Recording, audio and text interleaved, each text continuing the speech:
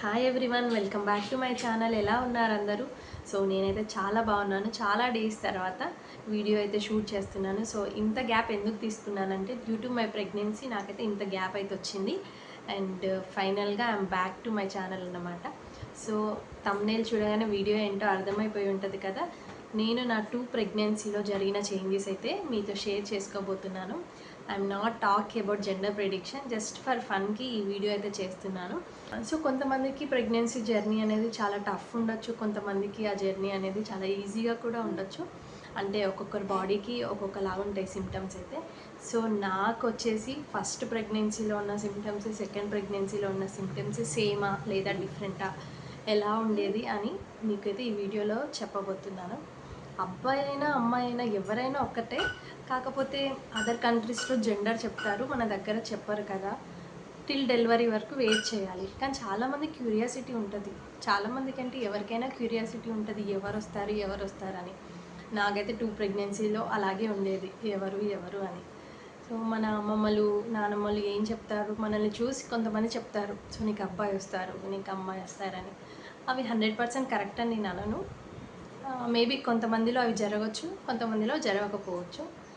So నా ప్రెగ్నెన్సీలో జరిగినవి మాత్రం మీతో చెప్తాను. ముందు మీ క్లారిటీ ఇవ్వాలి కదా. సో ఫస్ట్ ప్రెగ్నెన్సీలో అయితే నాకు బాబు, అండ్ సెకండ్ ప్రెగ్నెన్సీలో అయితే పాప. సో ఇప్పుడు నా సిమ్టమ్స్ మీతో అయితే చెప్తాను. సో ఫస్ట్ అయితే మనం మార్నింగ్ సిక్నెస్ గురించి మాట్లాడుకుందాం. నా ఫస్ట్ ప్రెగ్నెన్సీలో అయితే మార్నింగ్ సిక్నెస్ అనేది చాలా ఉండేది. అండ్ సెకండ్ ప్రెగ్నెన్సీలో అయితే మార్నింగ్ సిక్నెస్ అసలు ఏమీ లేదు, లేవడంలోనే నాకు హ్యాపీగా అనిపించేది. అండ్ ఫస్ట్ ప్రెగ్నెన్సీలో వామిటింగ్ నాకు చాలా సివియర్ అంటే సివియర్ వామిటింగ్స్ ఉండేది. ఆల్మోస్ట్ 3 to 4 టైమ్స్ అయితే హాస్పిటలైజ్డ్ అయ్యాను అన్నమాట. అసలు వన్స్ వామిటింగ్ స్టార్ట్ అయిందంటే ఇంకా నేను హాస్పిటల్కి వెళ్తే కానీ కంట్రోల్ అయ్యేది కాదు. అందరు అనేవారు ఫస్ట్ ప్రెగ్నెన్సీలో ఇలాగే ఉంటుంది కావచ్చు అని, సెకండ్ ప్రెగ్నెన్సీలో ఇలా ఏం ఉండదు అని. అలా ఏం లేదు, నాకు సెకండ్ ప్రెగ్నెన్సీలో కూడా same vomitings, but compare to first pregnancy, second ప్రెగ్నెన్సీలో అయితే నాకు వామిటింగ్స్ కొంచెం తక్కువే ఉన్నాయి. ఒక 2 టైమ్స్ అయితే హాస్పిటల్లో అడ్మిట్ అయితే అయ్యాను. మొత్తానికి కాకుండా అయితే లేను, బట్ 2 టైమ్స్ అయితే హాస్పిటలైజ్డ్ అయ్యాను. వామిటింగ్స్ అయినప్పుడు అసలు ఎంత ఇబ్బందిగా అనిపించేది అంటే, అబ్బా నాకు ఇప్పుడు ప్రెగ్నెన్సీ అవసరమా, అక్కడికి ఆ స్టేజ్కి వెళ్ళేదాన్ని అన్నమాట. అంత ఇబ్బంది అనిపించేది. కానీ మా హస్బెండ్ పక్క నుండి నన్ను చాలా మోటివేట్ చేసేవారు. ఎంత ధైర్యం చెప్పేవాడంటే అసలు పాపం త్రూ అవుట్ మై జర్నీ తను ఎప్పుడూ నన్ను అలాగే ఎంకరేజ్ చేస్తూ ఉండేవాడు, నీకు ఏం కాదు, నేనున్నానని. ఫస్ట్ బాబు అప్పుడు వామిటింగ్స్ అప్పుడు నాకు అసలు గుర్తు లేదు. నేను ఉంటానో ఉండనో జాగ్రత్త అని కూడా చెప్పానంట. ఇప్పటికీ అది గుర్తు చేసి నవ్వుతూ ఉంటాడు. అంటే అంత ఇబ్బంది అయ్యేదన్నమాట. సో ఒక్కొక్కరికి ఒక్కొక్కలా ఉంటుంది. సో నేను వామిటింగ్స్ వల్ల అయితే ఇబ్బంది పడ్డాను. జనరల్ నార్మల్గా ఇంకా వేరే అయితే ఏం కాంప్లికేషన్స్ అయితే లేవు, ఓన్లీ వామిటింగ్స్ అంతే. అండ్ నెక్స్ట్ వచ్చేసి హార్ట్ బీట్. చాలామంది హార్ట్ బీట్ 140 బిలో ఉంటే అబ్బాయి, 140 ఎబో ఉంటే అమ్మాయి అంటారు. సో ఇది నా విషయంలో కరెక్ట్ జరిగింది అనొచ్చు. నాకు ఫస్ట్ బాబు హార్ట్ బీట్ ఎప్పుడు కూడా 140 అండ్ బిలో ఉండేది. సో ఇదైతే ఒకటి అందరు అంటారు కదా, 140 బిలో ఉంటే అబ్బాయి, ఎబో ఉంటే అమ్మాయి అని. సో ఇదైతే నా విషయంలో కరెక్టే జరిగింది అనాలి. ఎందుకంటే నాకు ఎప్పుడు బేబీ హార్ట్ బీట్ వచ్చేసి టిల్ డెలివరీ వరకు 140 బిలో ఉండేది. డెలివరీ టైం వచ్చేసరికి అది 123, 130 అలా ఉండేది. అండ్ పాప అప్పుడు డే 1 నుండి టిల్ డెలివరీ వరకు పాప హార్ట్ బీట్ ఎప్పుడు 150, 160 అలా ఉండేది. మనకు 8th, 9th మంత్లో బేబీ మూమెంట్స్ కోసం ఎన్ఎస్టీ చేస్తారు కదా, అప్పుడైతే 160, 160 ప్లస్ కూడా వచ్చింది కొన్ని టైమ్స్ అయితే. ఆ ఎక్విప్మెంట్లో రెడ్ కలర్ లైట్ చూపించేది తెలుసా, నాకు భయం వేసేది ఇంత హార్ట్ బీట్ వస్తుంది అని చెప్పి. అప్పుడు డాక్టర్ ఏమనేది, ఫస్ట్ నీ బీపీ పెరుగుతుంది, సో అందువల్ల బేబీ హార్ట్ బీట్ కూడా ఇంక్రీజ్ అవుతుంది, నువ్వు ఫస్ట్ కూల్గా ఉండి అనేది అనమాట. సో హార్ట్ బీట్ అయితే అలా ఉండింది. అండ్ ప్లాసెంటా పొజిషన్కి వస్తే నాకు అబ్బాయి అప్పుడు యాంటీరియర్ ఉండేది, అమ్మాయి అప్పుడైతే పోస్టీరియర్ ఉంది. సో ఎక్కువ మంది ఏమంటారంటే పోస్టీరియర్ ప్లాసెంటా ఉంటే అబ్బాయి అంటారు, యాంటీరియర్ ఉంటే మాత్రం అమ్మాయి అంటారు. సో నాకైతే ఇది రివర్స్ జరిగింది. అండ్ యాక్నీ గురించి మాట్లాడితే అయితే నాకు 2 ప్రెగ్నెన్సీలు అయితే యాక్నీ ఉంది. అప్ టు 5th మంత్ వరకు ఉంది. ఇంకా 9th మంత్ వచ్చేసరికి ఫేస్లో గ్లోయింగ్ అనేది అయితే వచ్చింది.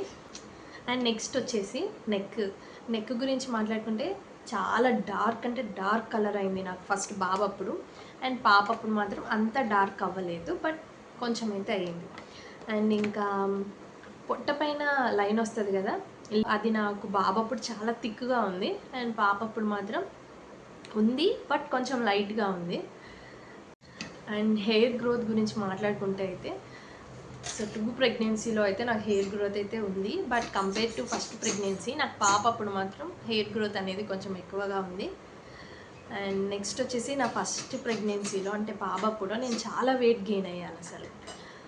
చాలా అంటే చాలానే వెయిట్ గెయిన్ అయ్యాను. కానీ పాప అప్పుడు చాలా తక్కువ వెయిట్ గెయిన్ అనేది చాలా తక్కువగా ఉంది.